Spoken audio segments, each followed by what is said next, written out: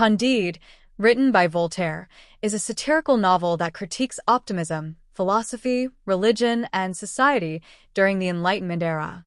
The protagonist, Candide, is a naive young man who lives in the castle of Baron Thundertentronckh in Westphalia.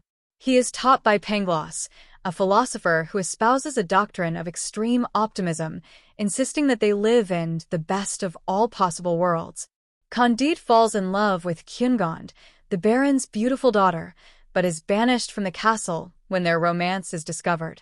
This expulsion sets Candide on a journey filled with extraordinary misfortunes.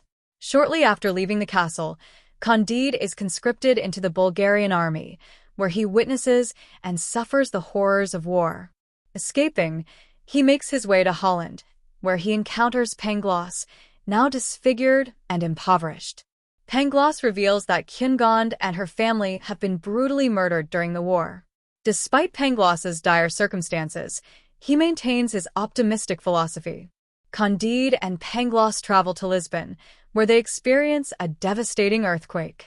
They are soon accused of heresy by the Inquisition. Pangloss is hanged, and Candide is flogged but eventually escapes. He reunites with Cunegond, who has survived but is now a concubine to two men. Candide kills her captors in a fit of passion, and they flee together to the New World. Their journey takes them to South America, where they meet various characters who represent the darker aspects of human nature. In Paraguay, Candide encounters Cunegond's brother, who is alive and serving as a Jesuit priest. The brother vehemently opposes Candide's plan to marry Cunegond due to Candide's lower social status. In a heated argument, Candide kills him.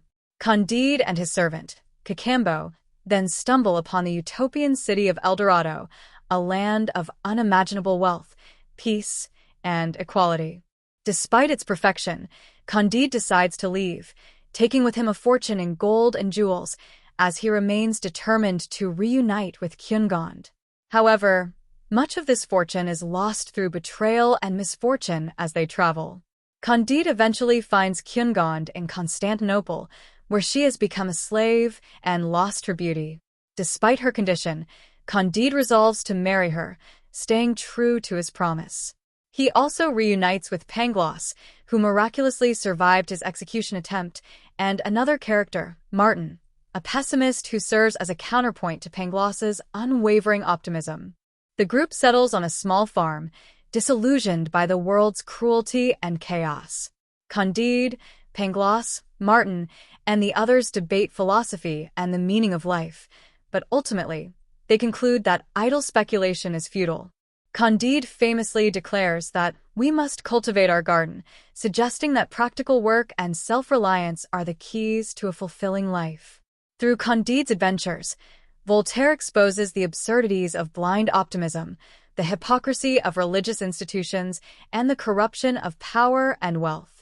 The novel's biting humor and vivid storytelling make it a timeless critique of human folly and a profound exploration of the pursuit of happiness.